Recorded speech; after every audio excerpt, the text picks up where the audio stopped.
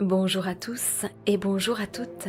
Bienvenue sur notre chaîne. Nous sommes Sophie et Anne-Sophie et nous vous accompagnons sur votre chemin d'éveil et de conscience à travers nos accompagnements et nos échanges. Aujourd'hui, nous avons la grande joie d'accueillir à nos côtés pour ce temps de partage Bruno Lallemand. Bruno Lallemand, auteur, conférencier, enseignant, est né le 25 avril 1961 dans une famille de 7 enfants dont il est le quatrième. Après 3 ans d'entreprise, il se retrouve sans domicile fixe. C'est après un passage dans les foyers qu'il décide de partir à Paris et commence le théâtre de rue, un moyen de subvenir à ses besoins. Durant toute cette période, il se forme à la psychologie humaniste et s'initie à des enseignements spirituels de diverses traditions. Il a notamment étudié auprès de sages indiens, tibétains, en tenant une relation privilégiée avec un grand maître bouddhiste tibétain durant plus de 15 années. Aujourd'hui, auteur à succès dans le domaine de l'accomplissement personnel, il se consacre à l'accompagnement des personnes dans leur réalisation personnelle et partage ses connaissances à travers des conférences, des stages de méditation et des formations en ligne. Engagé aussi dans des actions humanitaires, Bruno nous raconte avec sagesse et beaucoup d'humilité son parcours et sa vision du monde dans des valeurs de sérénité, d'amour et d'altruisme. Nous nous sentons sincèrement honorés de pouvoir vous partager nos échanges. Merci infiniment à toi, Bruno, pour ton enseignement à travers ce partage. Allez, c'est parti. Eh bien, bonjour à tous et à toutes. Merci d'être là, merci d'être encore fidèle à ce rendez-vous. On est ravis de vous retrouver aujourd'hui et aujourd'hui, on est vraiment en joie de vous présenter et de rencontrer Bruno Lallemand qui est là. Merci beaucoup d'avoir accepté notre invitation. Il y a beaucoup de choses qu'on a envie de partager avec toi. Alors, on sait souvent que 1 heure et quart, c'est un peu court. Mais on va y aller tranquillement, de manière toute simple et authentique, parce qu'on sent qu'il y a beaucoup d'amour à apporter et de sérénité à apporter chez toi aussi. Donc déjà, avant tout, merci infiniment de ta présence. Mais c'est un plaisir. Alors, comme je le disais, on a plusieurs questions et la première, c'est que on connaît un peu, parce que de ce que tu racontes ou de ce que tu partages, un peu ce parcours de vie que tu as eu. J'ai envie de dire sacré parcours ou parcours sacré. À chaque fois, on aime jouer avec ces deux mots, mais en tout Mm. cas, qu'est-ce qui pour toi a été vraiment ce déclencheur finalement d'aller vers cette quête intérieure? Comment ça s'est passé pour toi? D'abord, les bouddhistes disent dans la vie, il y a deux grandes motivations. La première, c'est la souffrance, parce que les bouddhistes considèrent la souffrance comme c'est comme un aiguillon pour eux qui nous oblige à sortir à la tête hors de l'eau. Et puis la deuxième, c'est la joie, quel bonheur d'être libéré de la souffrance. Et en fait, mon parcours a été enclenché par la souffrance dans un premier temps, parce que j'étais dans un contexte quand même relativement lourd. Ma mère était polonaise, immigrée polonaise. Elle avait souffert pendant la guerre. Elle a vécu des choses vraiment affreuses qui l'ont beaucoup affectée, puisqu'elle a perdu son père alors qu'il était dans ses bras. Elle avait 6 ans. Il a été tué par un Allemand. Il s'est effondré alors qu'elle, elle était dans ses bras. Elle a vécu vraiment des choses qu'un enfant ne devrait jamais vivre. Et puis, mais c'est avec ce bagage qu'elle a créé une grande famille de 7 enfants, en portant toutes ces souffrances et toutes ces angoisses. Donc, ça crée effectivement un univers qui était quand même relativement chargé. Alors, heureusement, il y avait aussi de la joie, il y avait des moments de bonheur, il y avait des choses, mais on sentait qu'il y avait tout de même ce poids. Puis à l'époque, il y a pas de psychologue, il y avait pas, on n'accompagnait pas les gens comme on peut le faire aujourd'hui. Donc, ben, on en a directement bénéficié, nous les enfants. Et très jeune, je me suis interrogé parce que je trouvais tout cela finalement un peu absurde. Je me suis dit, la vie doit me jouer une mauvaise farce. C'est pas, il y a certainement autre chose. Donc, ça a été vraiment très très jeune. Je me suis interrogé parce que je me rappelle une fois, j'étais allé dans une chapelle derrière chez moi et je me suis engueulé avec Dieu. Parce que je trouvais ça absurde, la vie que je pouvais avoir, que je comprenais rien, et que ça m'interpellait. Et puis aussi, ça c'était la phrase qui a assez déclencheuse, parce que un jour, j'étais en train de dessiner, parce que j'adorais dessiner, puis mon oncle, un jour, me demande, mais qu'est-ce que tu veux faire plus tard? Et je lui ai répondu comme ça, vraiment très spontanément, je lui ai dit, je veux être heureux. Et il m'a dit, mais c'est pas un métier, ça. Je lui ai dit, mais voilà. Donc, comme j'ai souvent répondu ça dans les conférences, et j'ai répondu effectivement que pour moi, quel intérêt d'avoir un métier si j'étais pas heureux. Donc là, très vite, et vers l'âge de 14, 15 ans, j'ai commencé à mettre mon nez dans des livres, notamment mes premiers ouvrages, c'était Raymond Moody, La vie après la vie, tout ça, parce que ça m'interpellait, vu que j'ai assisté à des choses pas très glorieuses. Donc, j'ai commencé à lire, je suis tombé sur des ouvrages sur la méditation, j'ai commencé à pratiquer tout seul en autodidacte par moi-même. J'ai vécu des choses qui m'avaient d'ailleurs même complètement surprise. Un jour, j'étais assis, puis j'étais dans cet état d'attention, puis j'ai eu les poumons j'avais l'impression que mes poumons me brûlaient. C'était quelque chose d'assez impressionnant. Et alors certains, j'ai entendu plus tard, certains parlaient du feu sacré, des choses comme ça. Mais en tout cas, mais ce qui était extraordinaire, c'est qu'après cet instant, j'ai eu vraiment un moment de libération. Je me sentais vraiment heureux. Et je me souviens de cette expérience parce qu'il y a un de mes amis qui est venu me voir ce jour-là et il me regarde, il me dit, mais qu'est-ce qui t'est arrivé? On a l'impression que tu rentres de vacances. Il a dit, t'as le visage tout reposé, tout détendu. Et puis je lui raconte mon expérience. Et puis après, j'ai continué, j'ai pratiqué un petit peu par moi-même. Bon, il y a ma scolarité qui était un petit peu compliquée aussi, parce que j'étais pas très studieux. Puis en plus, bon, quand j'étais plus jeune, j'ai eu un accident, j'ai été renversé par une voiture, donc j'ai pris beaucoup de retard. Donc tout ça a un peu compliqué tout mon parcours scolaire. Puis j'ai fait un parcours un peu classique dans le domaine technique. Et à côté de ça, j'ai repris des études de psychologie que j'ai commencé à faire par correspondance. J'étais à l'université à Nancy en candidat libre, mais comment dire, je trouvais ça un peu sectaire. On parlait que de Freud, et si on voulait essayer de sortir de ça, on nous ramenait en nous disant, écoutez, on fait pas ça ici. Donc, je me suis dit, bon, moi, je voulais faire de la psychologie, je voulais pas juste étudier Freud. Et donc, après, j'ai repris des études avec une université américaine qui était installée à Paris à l'époque. Et donc, j'ai commencé à approfondir. Les circonstances ont fait qu'un jour, alors que je travaillais comme salarié, je suis parti en vacances. Et après avoir fait une formation, parce que à l'époque, alors, j'avais quoi, 19 ans, 19, 20 ans. Et je me trouvais un peu trop timide. Donc, je m'étais inscrit à une formation pour apprendre à communiquer. Et c'était pas, il n'y a pas un grand intérêt, mais ça m'avait vraiment fatigué, épuisé physiquement, émotionnellement. Et tout de suite après, j'ai pris la décision de partir en vacances avec mon Belluchon. Donc, je suis parti, je savais pas où j'allais. Donc, j'ai pris un train et je me suis retrouvé à Antibes.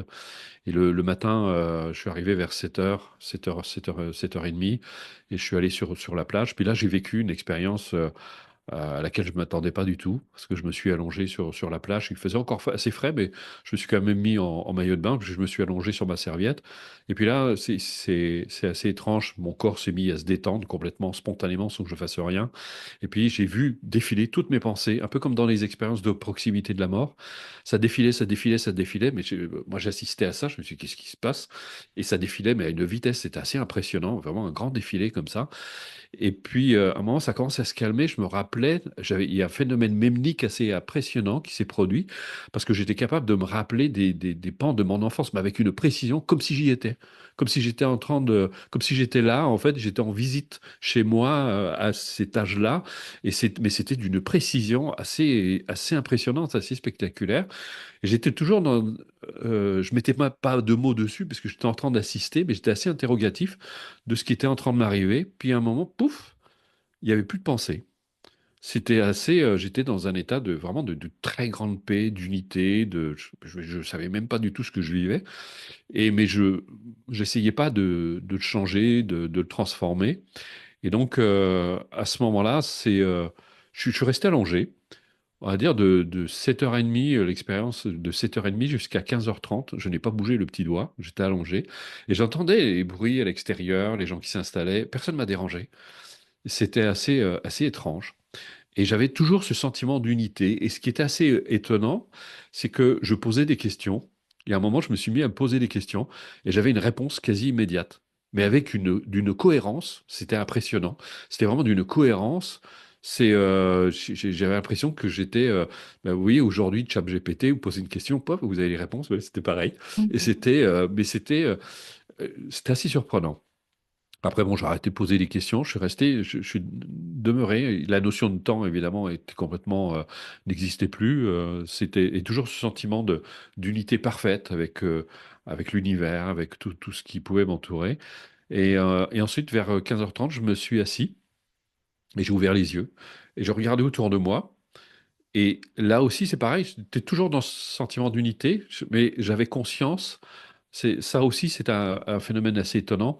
J'avais conscience que je percevais le monde par l'intermédiaire de mes sens, mais que c'est pas le monde tel qu'il est. Et quand je regardais les gens ne pouvaient pas s'empêcher de me sourire, alors que moi, physiquement, je ne souriais pas. Les gens me souriaient systématiquement quand je les regardais, et j'avais l'impression d'être la personne qui était en face de moi. C'était assez un peu, vraiment très très étrange. J'aurais pu me demander si j'avais pas pris une substance, un truc comme ça. Et je regardais les mouettes dans le ciel. J'avais l'impression d'être la mouette, j'avais l'impression d'être le sable, j'avais l'impression d'être tout et d'être moi en même temps. C'était assez surprenant. Donc vraiment, et ça a duré toute la journée comme ça. Après, je suis parti. J'ai pris mon baluchon, toujours dans le même état. Je suis arrivé à euh, comment ça s'appelle un camping. Je savais même pas. J'ai pris une route sans savoir où j'allais et je suis arrivé à un camping et le gars était au téléphone et je lui ai dit, écoutez, j'aimerais bien une place, mais j'ai un problème, c'est que j'ai pas de toile de tente. Et il me regarde d'un air bizarre, il raccroche, il dit, il me dit lui-même, il se passe un truc vraiment bizarre. Je dis, ah bon? Ben, il me dit, il y a quelqu'un qui vient de m'appeler parce que ils sont partis, ils ont quitté le camping ce matin, ils ont oublié leur toile de tente. Et il a dit, bah, écoutez, vous le donnerez à la première personne qui vient si on en a besoin. Et il était assez, il en revenait pas, quoi. Donc j'ai eu ma toile de tente, puis j'ai vécu ma première nuit en pleine conscience. C'était assez extraordinaire. Puis après, ben, le mental me revenait à la charge, ça retricotait. Je me demandais si j'étais pas devenu fou. Enfin bref, si qu'est-ce qui s'était passé. Et là, je pense que c'est là que ma quête a vraiment commencé à prendre vraiment du sens, à me dire, mais c'est amusant parce que la question que j'avais posée à mon oncle, je lui ai dit, je veux être heureux. Et en fait, j'avais la réponse. Je savais à ce moment-là qu'on pouvait être heureux, mais indépendamment des circonstances, que le bonheur n'était pas dépendant de ce qui se passait à l'extérieur, ni des autres, etc., mais que c'était en nous. Mais à partir de là, bon, il fallait que je comprenne, comme j'ai un esprit très rationnel, et je voulais pas non plus m'engager dans n'importe quoi. Donc à l'époque, je suis tombé sur les ouvrages d'Arnaud Desjardins, La vie des maîtres, que j'ai beaucoup aimé, où il parlait de... Donc ça me parlait, ça résonnait beaucoup. Et puis là, j'ai commencé à éplucher pas mal d'ouvrages. J'ai commencé à aller dans pas mal de stages aussi, de formation. Et là, j'ai continué mes études de psychologie. Mais j'avoue qu'au niveau. Alors, ce qui était étonnant, c'est quand je suis retourné à mon travail, ça faisait beaucoup de bruit. Je trouvais que tout faisait du bruit. Ça m'arrachait les oreilles. Je me suis dit, la dernière année était catastrophique. Et donc, j'ai été viré. Il fallait que ça arrive. Donc, je me suis retrouvé, malheureusement, je me suis retrouvé SDF. Encore malheureusement. Bon. Et après, j'ai été en foyer de jeunes travailleurs pendant quelques mois. Mais là, il y a beaucoup d'agressions. Je me suis fait agresser aussi. Je me suis dit, il faut que je parte. J'avais quasiment plus rien. Il me restait, c'était des francs à l'époque. Il me restait 50 francs. J'ai pris ces 50 francs. J'ai acheté un billet pour Paris. Je ne savais pas ce que j'allais faire à Paris, mais il fallait que j'aille à Paris. Et j'ai pris le train. Et quand je suis arrivé, il me restait bah, plus que quelques centimes, puisque j'avais payé mon billet de train. Je ne savais pas du tout ce que j'allais devenir. Je suis allé comme ça, spontanément, pourtant je suis pas du tout religieux, mais je suis allé spontanément au Sacré-Cœur. J'ai fait une grande prière en demandant de l'aide parce que je ne voyais pas ce que je commençais à avoir vraiment des angoisses en me disant mais qu'est-ce que je vais devenir? Et puis c'est là où tout s'est déclenché parce que je suis retourné, je suis allé boire un café avec les derniers centimes qui restaient parce qu'avec des centimes on pouvait encore payer un café à l'époque. Et donc, il y a des artistes qui sont rentrés, puis on a discuté, on a échangé, on a sympathisé. Et puis, au moment de partir, on dit, bah, écoutez, écoute, nous, on va à une fête. Je sais pas si tu as prévu quelque chose ce soir. Je lui dis, ben non, je leur avais pas dit ma situation. Et donc, ils m'ont embarqué avec eux. Et c'est comme ça que je suis resté à Paris, je suis resté avec eux. Ils m'ont appris à faire du théâtre de rue. J'ai pu continuer mes études de psychologie.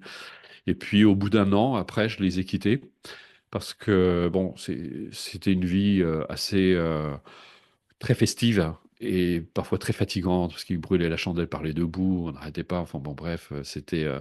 Donc là, je me suis dit, il faut que je parte. Et je suis parti pendant 1 an où je me suis consacré complètement à la méditation, où j'ai approfondi, j'ai pratiqué. Alors, entre-temps, j'avais fait, quand j'étais à Paris, pas mal de stages de thérapie, gestalt thérapie, analyse transactionnelle. J'ai fait une analyse aussi, j'ai fait pas mal de choses parce que bon, comme j'étais en quête je voulais des réponses. Mais après l'expérience que j'avais vécue, je me disais, il y a un truc qui manque. Je me disais, il y a ce que j'ai vécu, on n'en parle pas, le sujet n'était pas abordé, et moi, il fallait quand même que je mette au moins des mots dessus, de comprendre ce qui m'était arrivé. Donc, je trouvais des choses dans des ouvrages. Parfois, c'était un petit peu perché. Je me disais, bon, ouais, ok, d'accord, mais il y a mon esprit rationnel qui revenait à la charge. Je me dis, je voudrais quand même comprendre ce que j'ai vécu. Et donc, j'ai continué, et puis j'ai revécu ça sur des plus courtes échéances. Et donc, je suis parti pendant 1 an. Là, j'ai consacré vraiment toute mon année à ne faire que ça. Je faisais parfois 10 heures de méditation par jour. Je faisais des petits boulots à côté, je faisais des marchés, je faisais des choses comme ça. Puis après, moi, j'ai rencontré ma future ex-compagne. Et donc, je suis parti et je suis arrivé à Strasbourg. Et puis là, bon, les choses, je savais pas trop ce que je voulais faire. Et puis, une amie m'a envoyé du monde, m'a envoyé une personne et donc que j'ai accompagné, j'ai aidé. Je voulais pas trop, en fait, j'étais encore trop en questionnement. À l'époque, j'avais 26 ans. J'étais trop en questionnement. Je lui avais dit non, non, écoute, je me sens pas légitime. Elle travaillait, elle était directrice d'un centre médico-psychopédagogique. Donc elle m'a dit, écoute, tu lui feras du bien. Donc je l'ai accompagné, je l'ai aidé, et ça lui a fait un bien fou. Elle m'a dit, mais c'est génial, ce que vous apprenez aux gens, c'est super, il faut que vous ouvriez un cabinet. Je dis, oh, non, non. Et puis en fait, comme elle avait un immense réseau, elle m'envoyait, c'était quelqu'un de relativement bien placé, qui était chef d'entreprise, donc elle m'a envoyé plein de monde, je me suis retrouvé avec plein de monde, donc malgré moi, je me suis retrouvé avec un cabinet, et j'ai commencé à transmettre. Et donc voilà. Et puis, entre-temps, j'ai rencontré Karl Graf Durkheim, qui enseignait le zazen. J'ai rencontré Gérard Durus, j'ai rencontré aussi des scientifiques avec qui j'ai pu échanger, partager ce que j'avais vécu. C'était très intéressant parce que certains, surtout dans le domaine de la physique, ils ont vraiment certains ont vraiment une très grande ouverture d'esprit. Et, ils trouvaient le discours passionnant parce que je restais quand même très carré. Je disais, bon, voilà, c'est pas, je voulais pas me dire, ça y est, j'ai été emporté par la lumière, je sais pas quoi. J'avais besoin de rester bien, quand même, bien les pieds sur terre.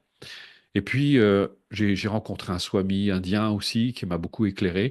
Mais surtout, j'en parle beaucoup, mais ça a été vraiment, comment dire, un point déterminant. J'ai d'abord rencontré Gérard Duruz, qui lui aussi était de formation scientifique, il est décédé aujourd'hui, était de formation scientifique. Et il a passé pas mal de temps en Inde, il a fréquenté des grands maîtres. Et tout de suite, il m'a entendu, il a compris, il savait ce que j'avais vécu, il m'a éclairé.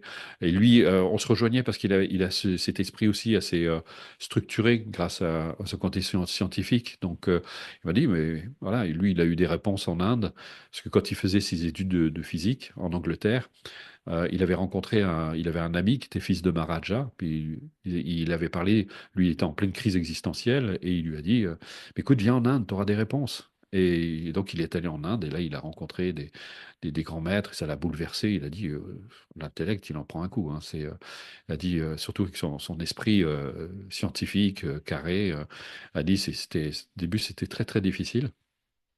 Et donc, par son intermédiaire, j'ai rencontré Shemed Rinzing Rinpoche, de l'école Nyingmapa, qui était considéré au Tibet comme un très grand maître, un être vraiment accompli. Moi, j'ai surtout rencontré, au début, j'étais même presque un peu déçu, parce que quand Gérard Duruz m'en parlait, mais d'abord, il m'avait dit, est-ce que tu veux rencontrer un maître spirituel? Je lui ai dit, oui, oui. Et puis, il avait insisté, il m'a dit, mais t'es sûr? Je lui ai dit, oui, oui, oui, mais t'es vraiment sûr? Parce qu'il dit, tu réalises pas ce que ça implique, ce que ça représente. Il dit oui, oui. Et puis j'ai rencontré, puis toute première fois, j'ai vu bon, un vieil homme assis dans son fauteuil. Je pense que j'attendais, tout jeune que j'étais, je sais pas, qu'il y ait des feux d'artifice, qu'il se passe un truc spécial et tout. Puis en fait, non, j'ai rencontré un homme très simple, très très simple, mais tellement simple que c'en était désarmant. Et il m'a posé une question. Et non, en fait, Gérard Durus m'avait dit d'abord, si t'as pas de questions, t'inquiète pas, lui t'en posera. Puis ouais, j'étais là, assez intimidé devant lui. Et puis, il me lève les yeux et dit, alors, puis il reste tranquille, il reste silencieux. Puis là, j'ai l'impression qu'il était en train de se passer des choses en moi. Et puis il a commencé à me poser des questions. Il m'a dit, quelle différence tu fais entre la méditation et la relaxation? Et dans mon fort intérieur, je me dis, mais qu'est-ce qu'il me raconte? Et puis il me regarde, il me dit, t'as l'impression que mes questions sont stupides, hein? Il me dit. Et puis, et là, il s'est passé quelque chose d'assez incroyable à son contact. C'est que j'ai été traversé de part en part par une angoisse de mort. En fait, c'est comme si on venait de m'annoncer que j'avais une grave maladie et qu'il me restait quelques heures à vivre. Ça m'a fait le même effet. Et j'étais transporté, j'étais transpercé. En fait, je prenais conscience à ce moment-là de ma mortalité. On sait tous qu'on est mortel. Mais là, c'était vraiment la prise de conscience, vraiment. Et ça a rajouté après, avec l'expérience que j'avais vécue, ça a rajouté à ça de me dire, mais en fait, là, je réalisais qu'un jour, j'allais mourir. Et ça m'a amené à me rendre compte qu'il n'y avait pas de temps à perdre, que ma vie, elle devait se vivre maintenant. Donc ça a été. Et puis à partir de là, bon, j'ai fréquenté Shimon Rinpoché pendant 15 ans, pendant une quinzaine d'années, jusqu'à sa mort d'ailleurs. Puis là, il s'est passé pas mal de choses avec lui, des bouleversements aussi. Mais surtout, ce que j'ai aimé chez lui, c'est que c'est quelqu'un qui était vraiment là. C'est vraiment là, une présence. Je crois que si je pouvais traduire ça, c'était une présence, vraiment une présence. D'ailleurs, ses disciples l'appelaient la force immobile. Et tellement il était imperturbable. C'est quelque chose qui m'a beaucoup, tout au long où j'étais avec lui, qui m'impressionnait beaucoup. Et l'approche était complètement différente parce que je faisais le parallèle avec les thérapies que je faisais où on m'amenait de plus en plus dans, comment dire, c'est comme voilà, on remuait la vase et me dire, regarde à quel point t'es mal. Et avec Rinpoche, j'avais plutôt l'impression d'être tiré vers le haut. C'était complètement différent. Et je me sentais, je crois que c'est un des rares personnes que j'ai rencontrées dans ma vie où je me suis senti autant respecté et autant, vous savez, dans le film Avatar, il dit, je te vois. Eh bien, c'est exactement ça. Je me sentais vu. Avec lui, je me sentais vu. J'étais là. J'étais ce que j'étais. Et ça a été. Puis bon, voilà. Bon, je pourrais raconter tout le parcours pendant ces 15 années qui ont été complètement incroyables, une source de transformation. Et puis j'avais mon cabinet à côté, donc j'accompagnais les gens. J'ai été consultant à France 3. Je suis intervenu dans les hôpitaux universitaires de Strasbourg à l'époque, et puis dans plusieurs hôpitaux. Je travaillais avec pas mal de médecins aussi. Parce que bon, ce qu'ils aimaient aussi dans mon approche, c'était le côté très, très structuré, très structurant, puis très rigoureux, rationnel aussi, parce que parce que je me rends compte que comment dire, l'esprit occidental et particulièrement français, ces gens sont très rationnels. Et d'ailleurs, pour aborder les médecins, c'était très important d'avoir un esprit rationnel. Donc il fallait trouver comment amener quelque chose d'irrationnel de façon très rationnelle. Et j'ai envie de dire que toute mon expérience, les 20 années de cabinet que j'ai faites, en fait, c'était chaque fois de trouver la meilleure façon de communiquer quelque chose qui est incommunicable, en fait.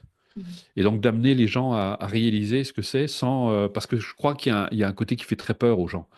Parce que je pense qu'on a aussi une lourde histoire avec les religions, avec les abus de pouvoir, les choses, et puis le côté un peu perché, les sectes aussi, enfin surtout à l'époque, hein, on parlait beaucoup des sectes, donc ça faisait, les gens étaient vraiment, avaient très peur.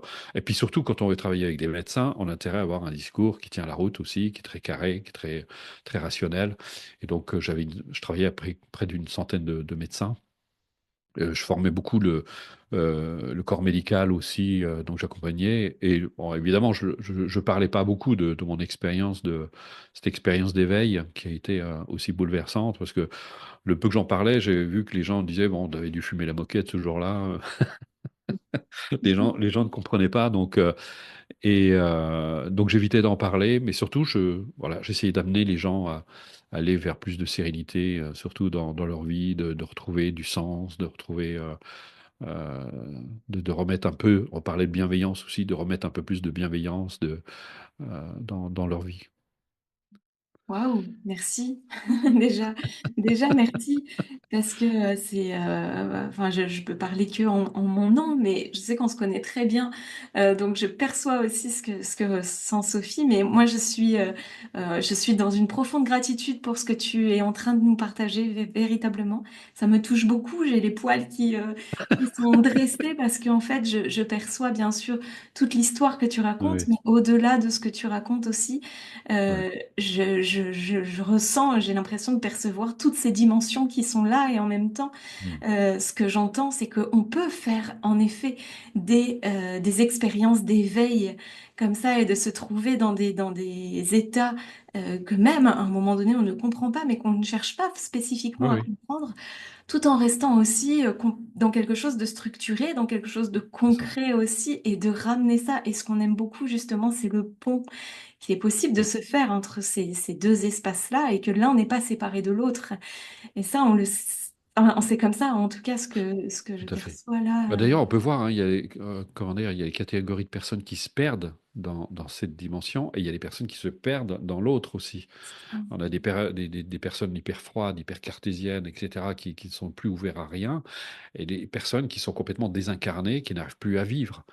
Et donc, d'ailleurs, c'était Hubert Reeves, moi, j'avais beaucoup aimé cette phrase qui disait, l'être accompli, c'est celui qui a su associer raison et intuition.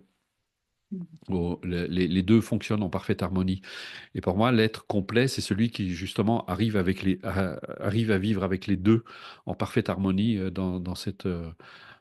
C'est pas facile, c'est un vrai défi d'ailleurs, parce que il y a le côté, on va dire, apparemment rassurant du côté très rationnel, où on explique tout, etc. Puis l'autre côté, effectivement, où c'est impalpable, c'est insaisissable, on ne peut pas l'enfermer, on ne peut pas le mettre en boîte. C'est quelque chose avec lequel on apprend effectivement à vivre et quelque chose qui est sur lequel on n'a aucun contrôle. Il faut savoir que c'était euh, comment il s'appelle Christophe André qui disait même à proprement parler du bonheur, il disait le bonheur c'est pas quelque chose qu'on peut forcer, c'est quelque chose qu'on peut favoriser.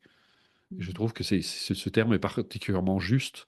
Et ce qu'on fait, justement, et c'est ce que j'amène les gens à faire dans la démarche, c'est de créer les conditions de leur bonheur, de réunir les causes et les conditions de leur bonheur pour le favoriser.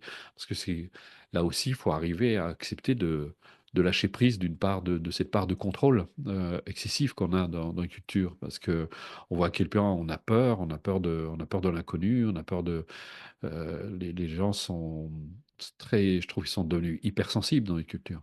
Mm. Hypersensibles dans le sens où tout leur fait peur. Mm.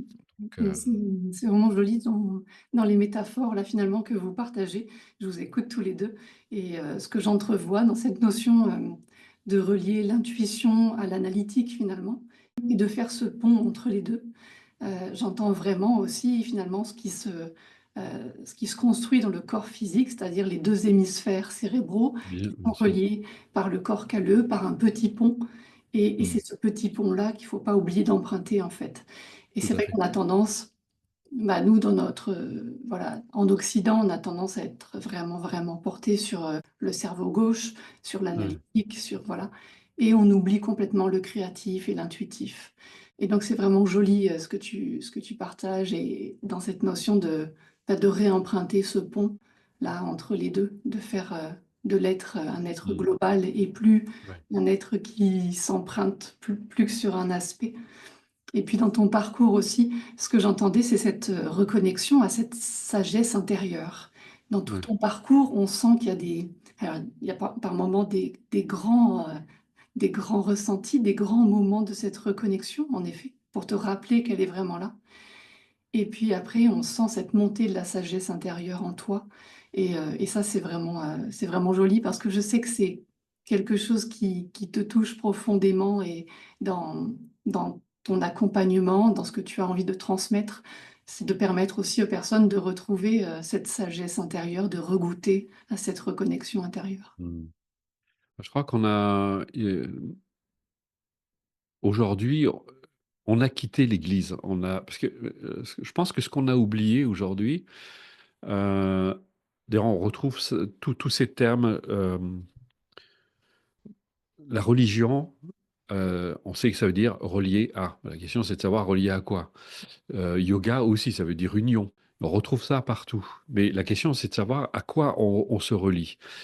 La fonction des traditions au départ, et malheureusement là aussi c'est pareil, ça s'est perdu parce que les hommes sont ce qu'ils sont et se font, comment dire, manipuler par leur propre mental, c'est qu'on a perdu de vue toutes ces valeurs qui sont essentielles. Quand on écoute, bon, je ne suis pas particulièrement versé dans la religion, mais j'aime beaucoup le message de Christ parce que le message de Christ est un message d'amour, c'est un message de bienveillance alors qu'on en a fait un message culpabilisant, alors qu'il n'y a pas de culpabilité chez Christ. La preuve, c'est que le mot péché en hébreu, ça veut dire rater la cible, ça ne veut pas dire mal. Et on sait que effectivement, la religion chrétienne s'est associée avec Mani, qui a amené justement la pensée manichéenne de bien et de mal, puisqu'il considérait qu'il y avait des entités du bien et des entités du mal. Et ça a commencé à foutre le bazar dans la religion chrétienne et à faire de cette tradition quelque chose de très déculpabilisant. Et aujourd'hui, je vois la difficulté qu'ont les gens de se débarrasser de cette culpabilité. Je leur dis, mais mes parents m'ont culpabilisé. Je leur dis non, c'est millénaire, c'est ancré dans la conscience collective. C'est quelque chose qui est très, très lourd, dont il faut pouvoir se dégager. Mais ce que je veux dire surtout, c'est que normalement, à l'origine, la religion, elle était là pour veiller à l'harmonie de la société, pour ramener ces valeurs. Mais aujourd'hui, bon. Et aujourd'hui, j'ai le sentiment que l'être humain, surtout en Occident, est complètement livré à lui-même. Il est livré à lui-même sans valeur, sans repère. Et c'est comme si on mettait un enfant dans un magasin de jouets. Et donc, toutes les tentations, tous les désirs, et il est prêt à faire n'importe quoi. Et aujourd'hui, on assiste à des choses extrêmes, des choses absurdes. Je ne vais pas citer des personnes, mais on voit ce qui se passe avec les États-Unis, avec ce qui est en train de se passer dans le monde aujourd'hui. Et c'est très, très inquiétant parce que on est en train de suivre les valeurs de l'ego. Et les bouddhistes disent une chose qui est très importante. Ils parlent de une seule voie et deux chemins. Ils disent une seule base, ça veut dire que la nature de tous les êtres est identique. C'est-à-dire pour eux, on a tous la nature de Bouddha. Mais il y a deux chemins. Et il y a le chemin de l'ego, c'est-à-dire le désir, satisfaction du désir, enfin, et puis tout ce qui va avec. La plupart des gens ont suivi le chemin de l'ego, parce que c'est plus facile, on satisfait nos désirs de tentation. Et puis, il y a de l'autre côté le chemin qu'empruntaient les Bouddhas, c'est-à-dire l'éveil, la réalisation de l'éveil. Donc l'éveil de nos qualités d'abord, l'éveil de nos qualités humaines, de la bienveillance, de l'amour, de la compassion, etc.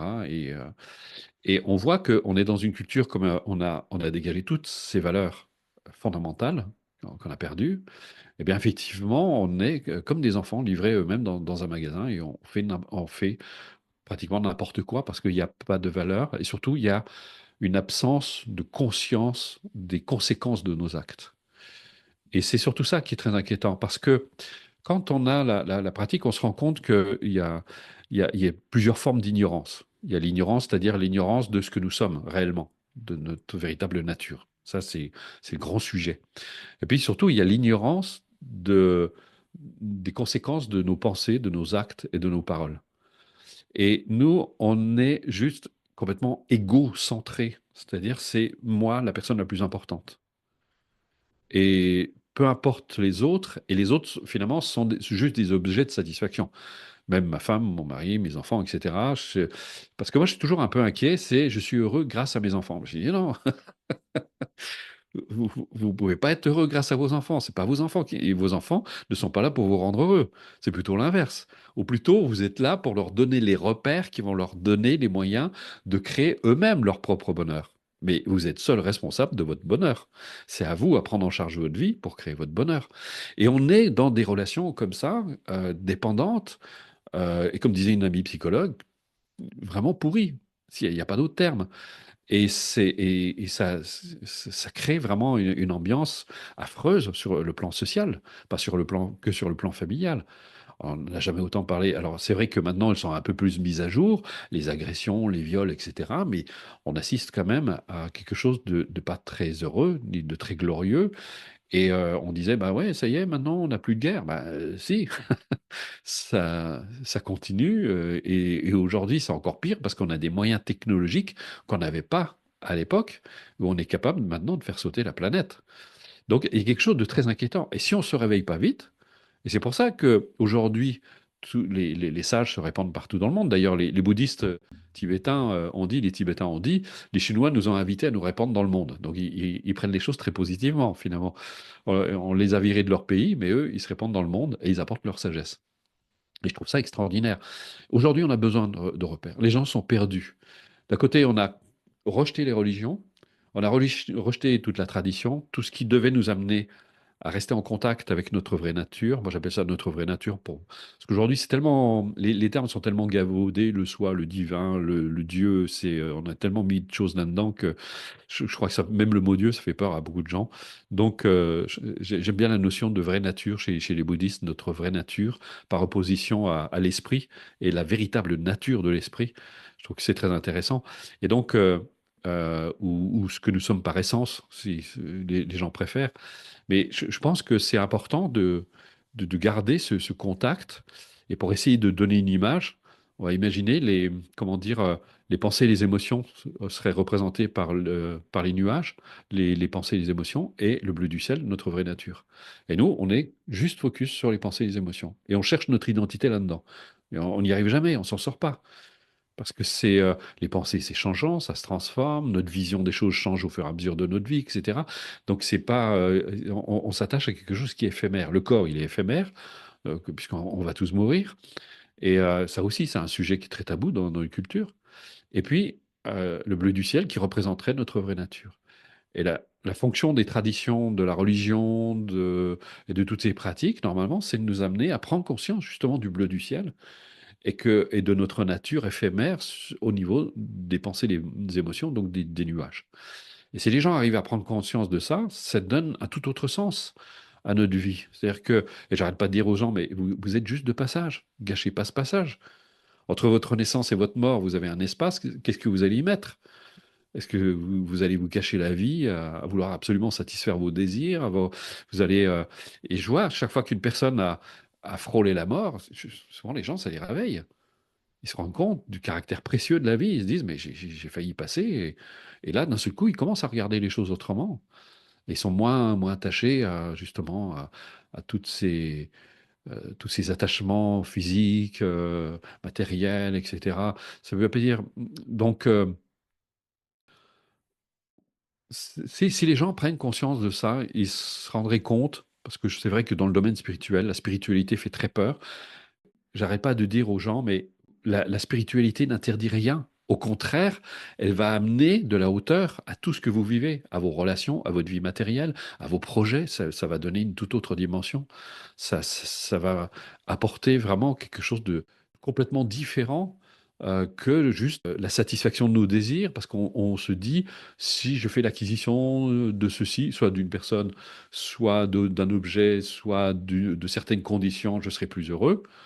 Et on en est encore là à se dire, c'est le jour où j'aurai plein d'argent, je serai heureux. Ben, excusez-moi, mais on a plein d'exemples aujourd'hui. On ne peut pas dire que ça sent le bonheur. Quand on a conscience de ça, mais ça donne vraiment un tout autre aspect. On sait justement utiliser la matérialité à notre service.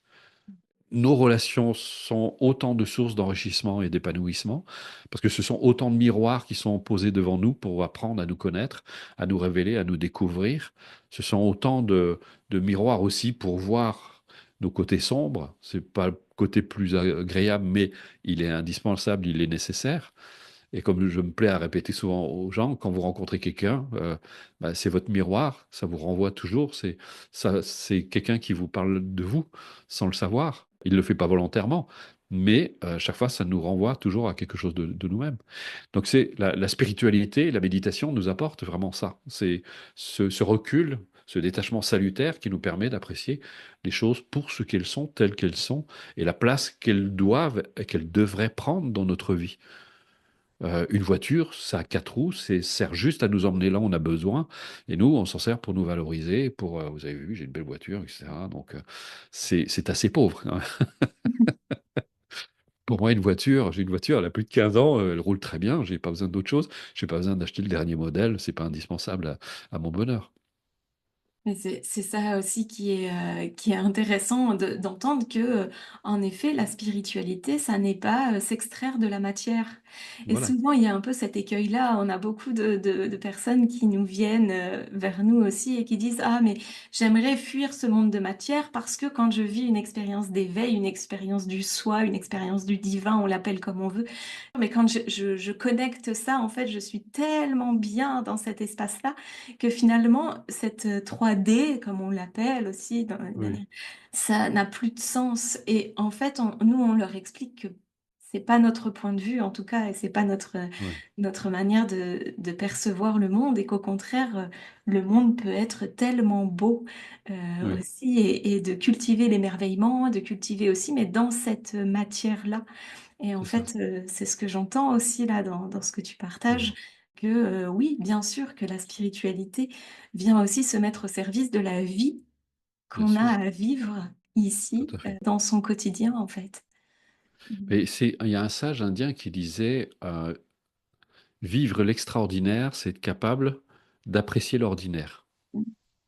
Donc c'est de goûter à l'ordinaire et le problème, c'est que comme les gens sont enfermés dans leurs désirs, la vie sur le plan matériel devient très compliquée.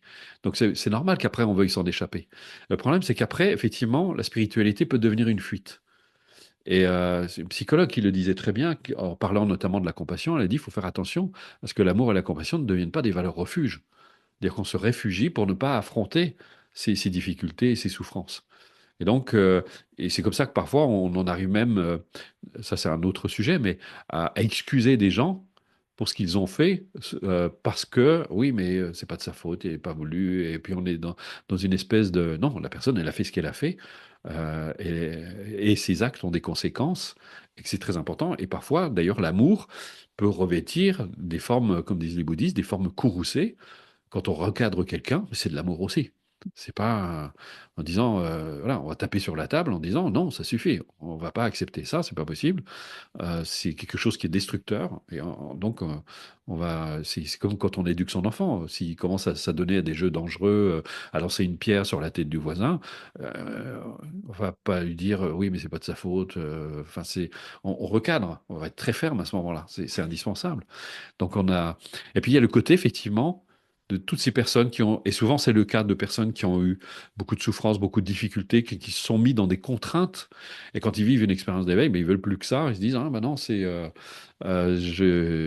et en fait on est obligé, parce que de toute façon on est incarné, on n'a pas le choix, on est incarné, on a une vie à vivre, on a des expériences à vivre, et puis il faut aussi se vêtir et avoir un toit sur la tête pour continuer à faire ce qu'on fait. Là, on utilise la technologie, et je trouve ça merveilleux, parce que grâce à la technologie, on peut propager ces enseignements, et je trouve que c'est formidable. Donc, et tout ça, ben, ça nécessite de l'argent aussi. Donc l'argent aussi, ça a sa fonction, mais encore une fois, c'est quand l'argent devient un but, c'est là où on se perd. C'est un moyen. C'est un moyen qui est à notre service, c'est pas un but. Mmh. Tout ça, ça me parle beaucoup. Je trouve ça très, très intéressant. Heu Et souvent, justement, et en fait, ce que je perçois dans aussi ce que tu partages, ce qui arrive, c'est vraiment cette notion d'équilibre. J'ai Oui. l'impression que cette notion d'équilibre est aussi très, alors j'ai envie de dire importante, et en même temps que je te dis ça, je sens que le mot, c'est pas forcément le mot juste. Non, Mais non, tu c'est un mot juste. Il est très, très oui, juste, au contraire, oui. parce que c'est comme si on était comme on dit, en train de marcher sur une corde, on ne peut pas basculer d'un côté ou de l'autre. Et il faut arriver, et ça c'est la voie du juste milieu du Bouddha.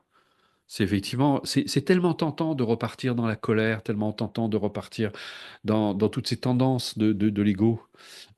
Mais pour quelqu'un qui a suffisamment cheminé, il en connaît le prix. Mmh. C'est pour ça que jamais j'ai entendu des sages ou des maîtres spirituels euh, juger quelqu'un qui est pris dans la colère ou qui est pris... parce que nous, dans notre tradition, on dit c'est mal. On parle des 7 péchés capitaux. Ils disent non, c'est souffrance. C'est pas la même chose. C'est souffrance. Quelqu'un qui est dans la colère, il est dans la souffrance. Quelqu'un qui est dans la jalousie, il est dans la souffrance. Quelqu'un voilà, qui est dans l'avidité, qui est dans le désir, il est dans la souffrance.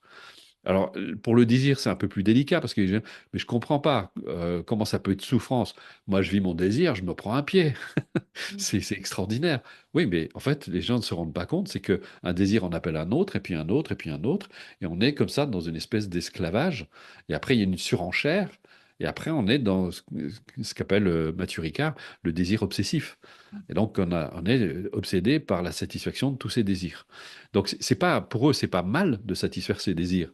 C'est juste, est-ce que le désir a la fonction de m'apporter du bonheur? C'est ça la question. Le désir ne peut pas m'apporter du bonheur. Il va m'apporter des satisfactions et des satisfactions qui seront toujours éphémères. Donc, il faudra toujours que je satisfasse un désir pour arriver à trouver une sorte de paix. Alors que quand on commence à pratiquer justement la bienveillance, l'amour, la compassion, euh, la tranquillité intérieure, là, on sent qu'il y a quelque chose de beaucoup plus stable et qu'on peut retrouver à chaque instant et qu'on n'a pas besoin de conditions extérieures pour vivre ça. Et manifester de la bienveillance, on peut le faire là où on est. Il n'y a pas besoin d'un lieu, il n'y a pas besoin de conditions particulières, et tout le monde a cette capacité. Manifester de la compassion, c'est pareil. Manifester de l'amour, c'est pareil. On n'a pas besoin d'un lieu, on a même besoin de personne pour le manifester. On n'a même pas besoin de quelqu'un qui soit présent pour le manifester.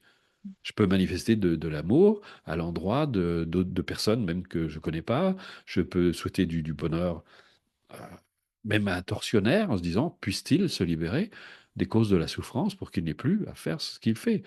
Et c'est quelque chose qu'on peut faire tout le temps. Je vois tellement de gens qui disent, je me sens seul. Et je leur dis, vous vous sentez seul parce que vous n'aimez pas. Vous ne manifestez pas d'amour. Quand vous avez de l'amour, vous n'êtes jamais seul. Vous êtes toujours avec tout le monde. Donc il y a jamais. Et c'est ça qui relie. L'ego sépare. Et c'est intéressant parce que dans la tradition chrétienne, on parle le diable. Ça veut dire étymologiquement le diviseur, celui qui nous sépare de notre vraie nature. Et l'amour, ça relie. Ça nous relie. Ça...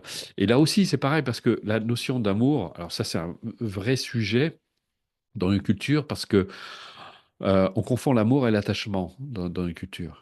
Les gens sont... et c'est Mathieu Ricard qui disait, quand on voit la haine que se vouent certains couples, on se demande s'il n'y a jamais eu de l'amour quelque part. En fait, c'est amour, mais c'est un amour-attachement qui s'est transformé en haine parce que l'amour-attachement crée de la souffrance. Donc on n'arrive pas à voir l'autre tel qu'il est, c'est-à-dire un être libre, qui est libre et qui, euh, euh, comment dire, pour créer son bonheur, il n'a pas besoin de nous. Il a juste besoin d'éveiller ses propres qualités humaines, d'éveiller ce qu'il est par nature. Et nous, si on peut être partie prenante, participer à ça, c'est tant mieux, en sachant que il est tout aussi éphémère que nous. Ma femme, un jour mourra, moi je mourrai, les chats que j'ai, ils vont mourir. Ils n'ont pas la fonction de m'apporter le bonheur et encore moins de me rassurer. Je trouve que c'est même d'ailleurs pas rassurant du tout, puisque je sais qu'un jour ils vont partir. Donc c'est éphémère. Donc et c'est important par rapport à et c'est là où je vois, c'est un sujet qui revient souvent quand j'anime des stages où les gens reviennent, parce qu'ils n'arrivent pas à faire la distinction entre l'amour et l'attachement. Pour l'amour, j'aime l'autre. S'il y a une espèce de passion comme ça, et quand l'autre disparaît, c'est la fin des haricots, on n'existe plus, la personne nous a quittés. Et je dis, en fait, ça montre à quel point vous êtes dépendant. Vous n'êtes plus capable de créer votre bonheur, vous le créez avec l'autre, alors que vous devriez d'abord trouver la capacité à créer le bonheur en vous-même pour pouvoir partager avec l'autre. Et là, on est dans une co-création. Ce qui est important, c'est pas ce que moi je reçois, c'est ce que on met ensemble dans la relation. Et c'est ça qui va nous enrichir mutuellement. Donc on est des partenaires quelque part. Et dans l'amour inconditionnel et la compassion, c'est très différent. La compassion, c'est une fois qu'on a compris que ce qui crée la souffrance, c'est bien nos propres obscurcissements mentaux, dire la peur, la colère, la jalousie, etc., enfin l'orgueil. Eh bien, une fois qu'on a vraiment identifié ça clairement, on se dit maintenant, puissais-je d'abord, moi, me libérer des causes de la souffrance. Donc j'ai de la compassion à mon égard. Je me souhaite de me libérer de ce qui crée la souffrance. Et quand je souhaite ça aux autres, ben, j'ai de la compassion pour les autres. Donc ça, on peut le faire, et pour tout le monde. C'est ça qui est intéressant avec l'amour et la compassion. C'est que je ne vais pas aimer une personne en particulier. Ah, celui-là, il a été gentil avec moi, donc je l'aime bien. Ça, c'est la relation. L'amour, c'est autre chose. Et l'amour, c'est de souhaiter, puisque maintenant que j'ai identifié clairement les causes du bonheur, c'est-à-dire que de manifester de l'amour, de la bienveillance, de la compassion et de la sagesse aussi, ça participe largement à mon bonheur, bah, j'ai souhaité de réaliser les causes du bonheur, de m'y établir de manière définitive, et je vais faire la même chose avec les autres. Ça, c'est l'amour. Mm. Donc, ça remet quand même beaucoup en question tout ce qu'on peut nous transmettre. C'est sûr, et ça met aussi en relief cette histoire de choix, c'est-à-dire qu'à Oui, un moment donné, je choisis aussi. oui, Je deviens responsable. tout à Et, fait. et parfois, c'est là aussi où nous, on observe sur les personnes qui viennent à nous, mais aussi sur nous. Nous, on dit tout le temps, on est complètement en chemin. Et justement, ce qui est intéressant, c'est d'observer les Oui, moments où on bascule du côté un peu plus de l'ego et du coup de la souffrance aussi. Et oui, puis des moments où, hop, on se rebascule. Et même où des personnes où on a pu avoir un petit peu des pensées qui n'étaient pas forcément très joyeuses, d'un seul coup de dire mais j'envoie de l'amour en fait. Enfin, j'envoie une autre manière oui, de faire parce que je ne souhaite pas vivre ou en tout cas nourrir cet aspect-là. Mais c'est toujours le moment où nous, en tout cas avec nos mots, on ramène cette question de choix et cette question de responsabilité. Et c'est souvent le moment où on perçoit les résistances hmm, aussi du côté des personnes qui reçoivent ça en disant ah, c'est pas. Et ça engage quelque chose, en fait, oui. de faire ça.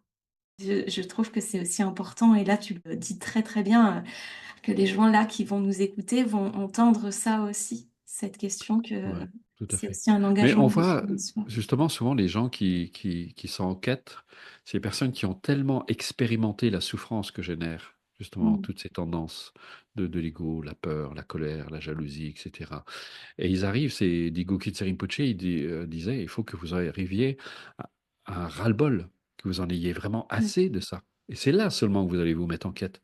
Mais tant que vous n'en avez pas fait le tour, tant que vous n'avez pas vraiment compris par vous-même de vous dire, mais jusqu'où on va aller comme ça dans cette souffrance. Et j'avais participé à une retraite avec un lama tibétain, et il avait dit à ses disciples, mais n'en avez-vous pas assez de souffrir pour vous réveiller enfin? Jusqu'où il faut que vous alliez pour vous dire maintenant, est-ce que vous, ça y est, vous allez vous décider? Et après, ce qui est intéressant, c'est que justement, quand on parle de l'ego, des tendances de l'ego, mais après, les tendances de l'ego sont très utiles parce que c'est dès qu'on commence à rebasculer, eh bien, on sent la souffrance qui revient, on sent le désagrément, on se dit mais non. Et donc, on revient, on se dit non, je vais pas aller par là. Mhm. Je reste là où je suis. Mais c'est tellement tentant, c'est tellement facile. C'est tellement. Dalai Lama lui dit très bien aussi lui-même. Il disait se laisser aller à la négativité, c'est aussi facile que de laisser cette lourde pierre tomber vers le bas. Et entretenir le positif, c'est aussi difficile que de monter justement cette lourde pierre vers le sommet. Donc ça donne une idée évidemment de l'effort. Mais quand on dit ça aux gens, ils disent ah oui, mais alors il faut faire des efforts. Bah oui. Mais la question c'est de savoir. euh, est-ce que vous voulez être heureux? On peut rien obtenir, quoi que vous fassiez, quoi que vous entrepreniez. Vous voulez un métier, il faut faire des efforts parce qu'il faut vous former, il faut vous apprendre des choses. Et vous avez un métier dans lequel, même le loisir, le domaine qui est censé être agréable, vous êtes obligé d'apprendre à nager. Quand vous descendez dans l'eau, ben, vous faites des efforts, etc. Mais ce qui est amusant, c'est que dès qu'on parle de bonheur, les gens ne conçoivent plus de consentir des efforts. Donc mais c'est la question, c'est qu'après, c'est est-ce que je veux retourner là-bas?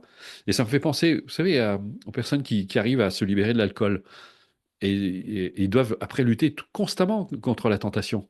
Et disent, et les personnes qui arrivent, ils ont vraiment tranché. Ils ont dit non, je n'y retournerai plus. Même si ça revient, même dans les périodes de faiblesse. Eh bien, nous, on est un petit peu pareil. Et j'avais dit un jour à Shimon Rinpoche, je lui dis, j'ai l'impression que la réalisation de soi, c'est comme une cure de désintoxication. On passe par des manques, on passe par etc. Puis après, on vit tout ça. Il dit oui, c'est exactement ça. C'est exactement ça parce que on est tellement habitué à vivre ça et qu'en même temps on y renonce. Et il peut y avoir cette espèce de manque, se dit, mais avant, bon, c'était tellement habituel pour moi de me mettre en colère, ou c'était la réponse que je donnais parce qu'elle était tellement plus facile, sauf que ça crée de la souffrance autour de moi et en moi. Donc, il y a un moment, on se dit, je continue. C'est comme les personnes qui me disent, moi, la cigarette, ça me fait du bien, ça me détend. Ouais, sauf que votre corps, ça lui fait pas de bien. Et un jour, ils ont un cancer. On dit, c'était tellement facile. Et oui, c'est ça le truc. C'est tellement facile d'aller par là. C'est tellement facile, mais le prix à payer est autrement plus cher. Donc, est-ce que ça ne vaut pas le coup d'investir dans un effort qui, lui, va être toujours salutaire? Il sera toujours salutaire. J'ai jamais vu une personne qui, en persévérant dans la démarche, me dire, mais c'est jamais salutaire. C'est toujours salutaire. Et quand ça crée quand il y a de la souffrance qui revient, alors il y en a qui disent, ouais, mais ça marche plus. Mais j'ai dit, c'est pas que ça marche plus. C'est que vous arrêtez d'être là. Vous arrêtez vous n'êtes plus dans la pratique. Et la méditation, c'est ça, c'est revenir là, revenir tout le temps, revenir là où on est, revenir, revenir, revenir. Je dis, revenez là où vous êtes. Et partez plus. On arrête de suivre le mental, on arrête de suivre les pensées. On reste là où on est. Et ce qui est merveilleux, c'est qu'on apprend à utiliser en plus nos pensées. On les utilise mieux. On a une pensée beaucoup plus claire, on a une pensée beaucoup plus. Donc, on a plus de présence, plus de concentration, c'est plus d'énergie aussi, puisqu'on dépense beaucoup moins d'énergie dans les pensées et les émotions. Mhm. Donc, ça donne Les gens, d'ailleurs, quand j'anime des stages, ils sont impressionnés parce que je me lève à 3 heures du matin et je suis avec eux jusqu'à 10 heures le soir. Et ils disent, mais vous faites comment? Il n'y a pas de baisse de fatigue, j'enseigne pendant toutes ces heures. Je fais une pause entre midi et 2, mais je suis tout le temps avec eux pendant tout ce temps. J'ai des journées de près de 18 heures pendant les stages et sur une durée pratiquement d'une semaine. Et les gens me disent, mais comment vous faites? Mais c'est la méditation. Mhm. C'est la méditation. On dépense beaucoup moins d'énergie. Comme disait, c'est Muji qui disait toujours, il racontait aux gens, toute la journée, vous faites des efforts pour être quelqu'un, pour être un bon patron, un bon époux, une bonne épouse, un mari modèle, un patron modèle. Enfin bon, bref, vous essayez de briller dans la société. Et il disait, puis à la fin de la journée, vous êtes épuisé parce que c'est fatigant d'être quelqu'un. Alors que quand vous êtes vous, vous avez une énergie à votre disposition qui est absolument incroyable. Donc si Et, les gens comprenaient ça, mais ça changerait complètement la vie.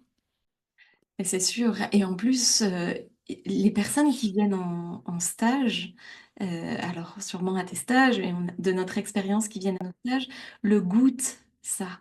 Ouais. C'est-à-dire qu'ils goûtent ce truc et souvent ils nous disent, nous c'est pareil, c'est vrai que quand on fait les stages, on est très, du coup on prend vraiment le temps d'être présente et on est là avec eux tout le temps aussi et enfin voilà, on est vraiment tout le temps présente. Et on nous dit tout le temps aussi, mais vous êtes jamais fatigué, comment vous faites? Et en fait, on est là. Et Oui, on est là c'est avec ça. le cœur et on aime ces moments-là. Et à un moment donné, cette question, peut-être le corps physique à un moment donné, ou peut-être, mais il n'empêche que la présence est Oui, là et que oui, c'est tellement beau. Et les personnes goûtent aussi ça. Souvent, ils nous disent, oh là là, mais oui, j'ai goûté cette présence, je sens. Et il y a toujours beaucoup de bonnes intentions ensuite de dire, mais c'est ça que je souhaite. Donc oui, après le stage, je vais continuer. Ou comment est-ce qu'on garde tout ce qu'on a fait dans cette bulle-là d'une semaine, de 3 jours, de 5 jours, de plus? Comment est-ce que je la ramène dans mon quotidien après derrière? Il y a souvent cette ouais, question qui ouais. est posée. Ça, c'est Euh, la pratique. c'est ça. C'est la pratique au quotidien, la pratique, la pratique. C'est pour ça que on associe les stages avec les cours. Et les gens, après, ils prennent le relais avec les cours, avec un cours qui est graduel, hein. C'est une formation qui dure 9 mois qu'on propose. Et les gens, ils s'entraînent, ils s'entraînent, ils s'entraînent. Et nous, on est là en plus, on continue à être là, on les accompagne, on les aide, même s'ils pratiquent chez eux. Parce que le stage, lui, il a l'avantage d'apporter une prise de conscience où les gens se rendent compte, mais je leur dis, mais le stage c'est bien, mais si vous ne mettez pas en application à côté, c'est que maintenant vous savez, maintenant vous avez conscience, maintenant vous avez un repère, mais si vous voulez intégrer ça dans votre vie, c'est la pratique. Quand j'allais voir toujours mon Shimen Rinpoche, il me répétait toujours pratique, pratique, pratique, pratique, toujours, envoyer à la pratique. Il me donnait pas de réponse, hein. Moi, je venais lui poser des questions, il me disait pratique, pratique, pratique. Même quand je venais avec des questions personnelles, il me disait pratique, pratique, pratique. Toujours. Et j'avais compris, c'est revenir là, revenir là, revenir, revenir, avec tous les antidotes, toutes les pratiques qu'on a à notre disposition qui peuvent vraiment changer la vie. C'est la méditation sur la vraie nature des phénomènes, sur la nature des pensées, sur tout ça. Ça permet justement de dégager tous ces nuages dans lesquels on est empêtré. Mais sans ces connaissances, c'est impossible d'avancer. Le stage apporte une expérience, mais si on n'a pas l'équipement nécessaire pour se défaire de tous ces obstacles, c'est très compliqué. Enfin, je ne vois même pas comment c'est possible. Ce qui est important là, c'est de mettre en lumière, c'est cette notion d'entraînement, Oui, finalement. Parce que très toute important. pratique, ça nécessite un entraînement. Et pour en faire une image, c'est comme si on fait un stage, on apprend à nager. Et après, la Oui, personne dit comment j'entretiens? À c'est part ça. aller dans l'eau et nager, Oui, voilà, oui, tout à fait.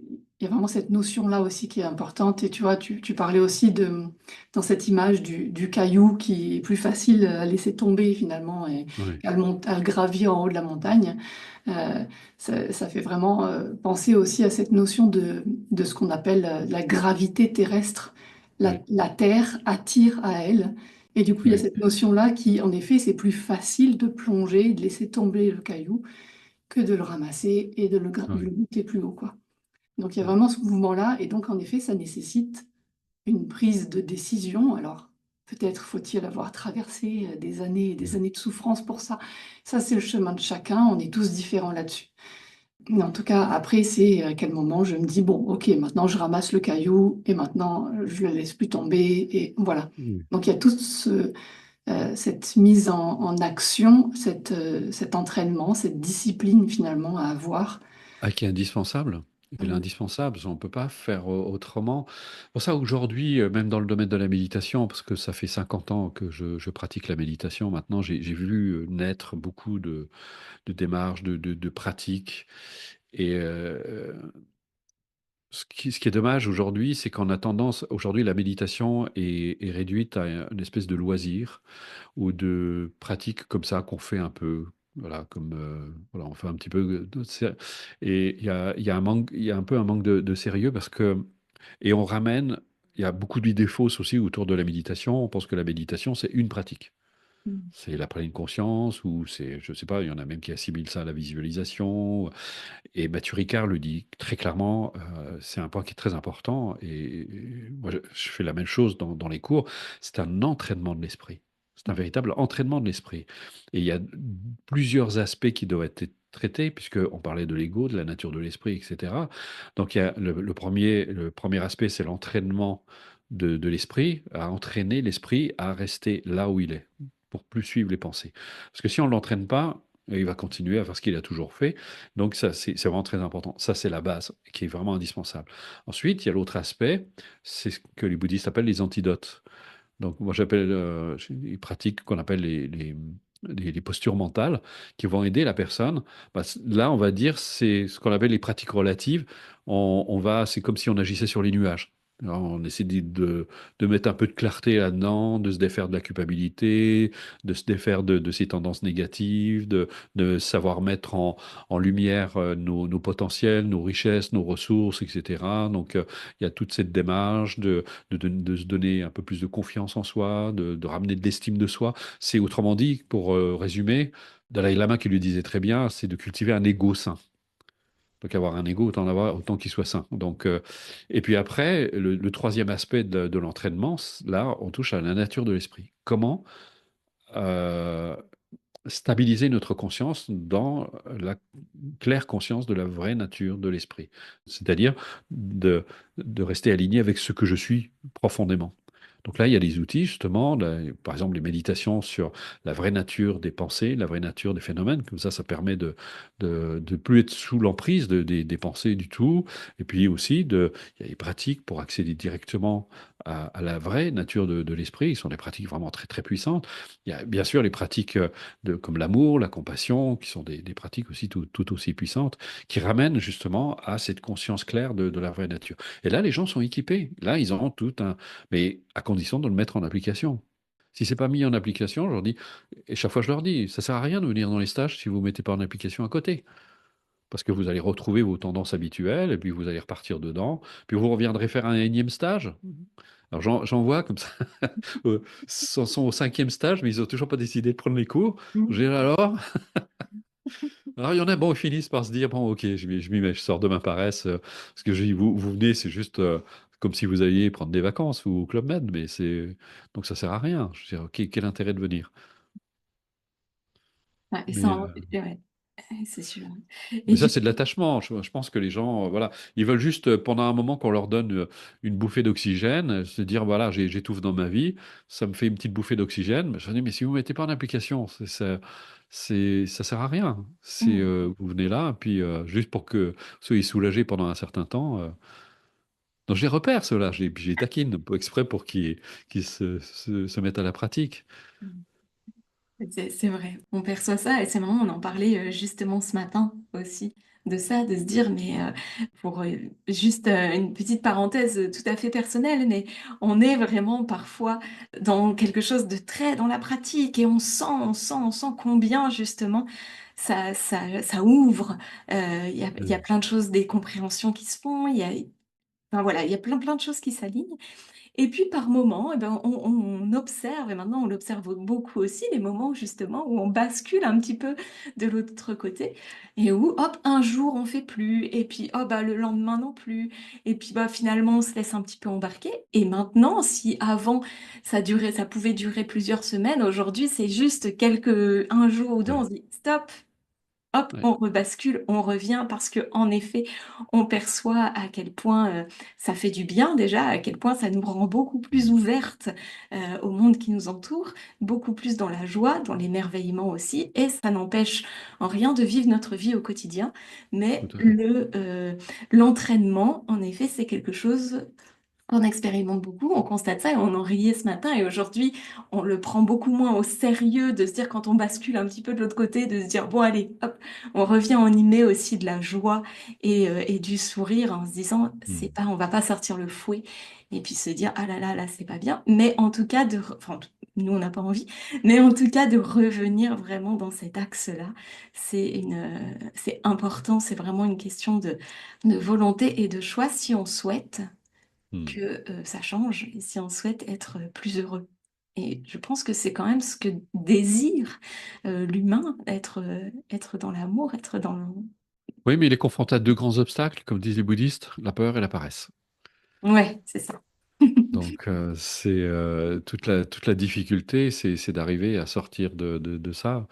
Et comme connaît il y a trois formes de paresse. La première, c'est la paresse passive, qu'on connaît tous très bien. C'est la paresse active, celle qu'on connaît très bien dans notre culture, où les gens courent partout, vont dans tous les sens. Et puis la troisième paresse, c'est l'adhésion, c'est-à-dire on se contente de croire plutôt que d'aller vérifier par soi-même. Et ça, ça empêche les gens, d'avancer dans l'existence. Mais il faut qu'ils soient capables de sortir de cette paresse pour se dire, bon, c'est bon, ok, j'avance. Est-ce que toi, tu as confiance en cette progression-là, en ces personnes-là, justement, en l'humanité qui est en train de, on voit qu'il y a quand même beaucoup de changements, il y a quand même aussi beaucoup de personnes qui ont envie et on le voit aussi de notre côté aussi qui mettent en place quand même de plus en plus de choses qu'avant. Je sais pas si toi tu le perçois. En tout cas, est-ce qu'il y a qu'est-ce que tu aurais envie Il de y dire? a, de toute évidence, il y a un élan, parce que je pense qu'on arrive à un point de rupture où les gens se rendent compte des limites de l'ego et des productions de l'ego dans une culture. Je dirais, ce qui est en train de se passer par exemple aux États-Unis, c'est une exacerbation de l'ego, des tendances. On assiste à quelque chose de complètement absurde, de complètement invraisemblable. Donc je pense que c'est quelque chose qui maintenant est mis davantage en lumière de côté agressivité. La question, c'est de savoir est-ce que l'humanité va être capable de faire la bascule? Parce il y a toujours, justement, on peut toujours basculer d'un côté ou de l'autre. Ça me fait toujours penser au film de la guerre des étoiles, le côté obscur ou le côté de la lumière. La question, c'est de savoir, comme dit ce proverbe indien, en toi, il y a deux loups. Il y a un loup belliqueux, etc. Puis il y a un loup gentil, etc. Lequel va exister? Ben, celui que tu vas nourrir. Donc la question, c'est de savoir, est-ce que l'humanité, laquelle, et ça, il n'y a que l'avenir qui nous le dira. Il y a clairement une demande, mais je fais quand même la distinction entre la demande et la mise en application. Parce qu'entre les personnes qui demandent, nous, on a énormément de demandes. Les gens viennent, etc. Mais ceux qui mettent en application, d'ailleurs, c'est un sage indien qui disait, il y aura beaucoup d'appelés, très peu d'élus. Parce qu'il y a très peu de gens qui veulent vraiment mettre en application. parce que ça demande des efforts, ça demande des remises en question. Donc la question, est-ce qu'on est arrivé à ce stade où l'humanité est prête vraiment à se dire stop, parce qu'on a une échéance en même temps, parce que puisque nos actes ont des conséquences, donc aujourd'hui on est sur le point de détruire la nature. Alors, elle est vraiment dans un piteux état si on s'est un peu intéressé à ce qui se passe. Donc est-ce que le mouvement qui est en train de se développer est suffisamment important pour qu'il s'embrase et qu'il entraîne l'humanité dans ce changement? Ou est-ce que encore, il est encore trop faible, pas encore assez nourri d'un point de vue collectif? Je ne parle pas d'un point de vue individuel. D'un point de vue collectif, est-ce qu'il est suffisamment nourri pour qu'il arrive à supplanter justement les tendances égotistes? Parce que là, encore une fois, ces tendances égotistes ont leurs conséquences. Donc là, on est en train de... Et on en bénéficie tous, malheureusement. Parce que même pour ceux qui pratiquent et qui sont des pratiquants avancés, eh bien, on reçoit tout ça. On est tous, on sort dehors, l'air est pollué, tout est pollué, hein. Donc, même si on pratique, on n'est pas épargné pour autant par ce que produisent justement. Donc, et la, et la réponse, en tout cas, c'est évident, c'est que la guerre n'apportera jamais la paix. Comme disait Bouddha, on ne peut pas se libérer de la colère par la colère. Et je pense qu'aujourd'hui, on en a beaucoup parlé, mais je pense que c'est important, puisque les gens se plaignent qu'il n'y a pas d'amour dans notre civilisation. Mais tant qu'on n'en met pas, on risque pas d'en avoir. Donc, il y a un moment, il faudra que les gens commencent à se mettre à rayonner un peu plus pour qu'il y ait un peu plus d'amour dans une culture. En effet. Donc, j'ai pas de réponse parce que vu que l'avenir est tellement aléatoire, tellement changeant, on voit bien pour une personne elle-même, il y a des personnes qui avancent sur le plan spirituel, puis d'un seul coup, hop, elles sont reprises par leur tendance et elles repartent. Et même à la limite, elles disent, je ne veux plus entendre parler de méditation. Parce que bah oui, c'est tellement plus facile. C'est comme l'alcoolique qui a ressombré et qui dit, oh bon, c'est bon, de toute façon, ça sert à rien. Tous les efforts que j'ai faits ont servi à rien. J'ai replongé et la personne laisse tomber. Donc rien ne nous dit aussi que c'est pareil, ce mouvement qui est engendré. Moi, je souhaite du plus profond de mon cœur et j'y participe très largement pour que les gens, mais ça va dépendre vraiment des individus. Si les gens s'ils arrivent à ce point de rupture de se dire, c'est bon, j'ai assez souffert, maintenant il faut aller vers autre chose. Et c'est vrai qu'aujourd'hui, il faut reconnaître, on n'a jamais autant parlé de méditation, on n'a jamais autant parlé de spiritualité, on n'a jamais autant parlé de bienveillance, d'amour. La notion d'altruisme était quelque chose de relativement étranger. Donc, on peut espérer, effectivement, on peut avoir de très très bonnes raisons d'espérer que l'humanité. J'ai pas d'avis tranché sur la question parce que je regarde. Je regarde très attentivement et si on peut donner un petit coup de pouce dans un sens plus que dans l'autre, eh bien on aura fait, on va dire, on aura fait notre travail.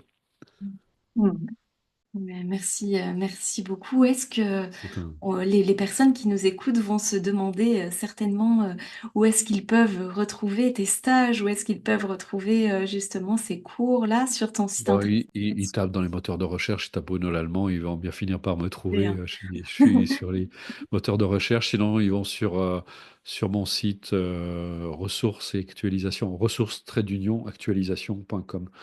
On mettra tout dans le descriptif de la Ouais. vidéo.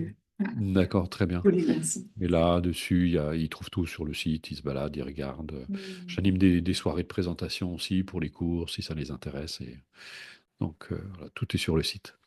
Et sur le site. En tout cas, ça sera vraiment tout inscrit en dessous de la vidéo. Je trouve que c'est des sujets passionnants et j'aurais encore envie de parler avec toi pendant des heures, Bruno, parce que C'est c'est gentil, merci vraiment beaucoup. hyper intéressant ce que tu amènes. Il y a plein de sujets voilà, qui émergent encore. En effet, il y a tout ce sujet sur l'altruisme, il y a le sujet sur tout ça où on pourrait encore en parler.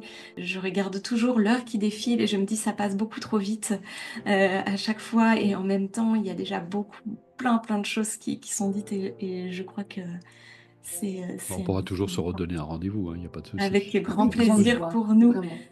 Simplement, si tu avais envie de poser là un dernier message pour les gens qui nous écoutent, alors un dernier pour cette vidéo évidemment, Qu'est-ce que tu aurais envie de leur J'ai dire? presque envie de dire, de sortir cette phrase tellement banale, mais que j'ai tellement entendue, pratiquer, pratiquer, pratiquer. C'est vraiment la mise en application. Tant qu'on n'intègre pas, parce qu'on peut lancer tous les messages d'espoir qu'on veut pour l'humanité, mais si les gens ne font rien pour que ça change, c'est bien Einstein qui disait la folie, c'est de croire qu'on va obtenir des résultats différents en continuant à faire la même chose. Donc là, il est temps de se rendre compte que ce qu'on a fait jusqu'à aujourd'hui, ça marche pas. Donc, les gens souffrent, il y a beaucoup plus de souffrance. Il est temps d'essayer autre chose, de mettre en application autre chose. Et bien, jusqu'à maintenant, on a essayé l'égoïsme, essayons l'altruisme et on verra ce que ça donne. Un joli Voilà. message, Mm. un joli message de fin. Et Finir cette vidéo sur la générosité du cœur, c'est parfait, je trouve. Merci beaucoup. on te remercie infiniment d'avoir été Mais avec c'est nous moi. pour ce moment, de partager tout ce qui est là pour toi, tes connaissances, ton parcours aussi. C'était vraiment passionnant, hyper intéressant. On est certain que ça vous a plu aussi. En tout cas, Oui, oui. n'hésitez pas à poser vos commentaires en dessous de la vidéo, à partager, à liker si vous sentez que ça vibre pour vous. À prendre le temps d'écouter, de réécouter, à prendre le temps de pratiquer quand vous sentez qu'il y a quelque chose comme ça qui vibre. Et puis, on se retrouve tout bientôt pour un prochain temps de partage, de rencontres. Et on vous dit à très vite. Merci infiniment à toi, Bruno. Merci. Merci. Merci beaucoup.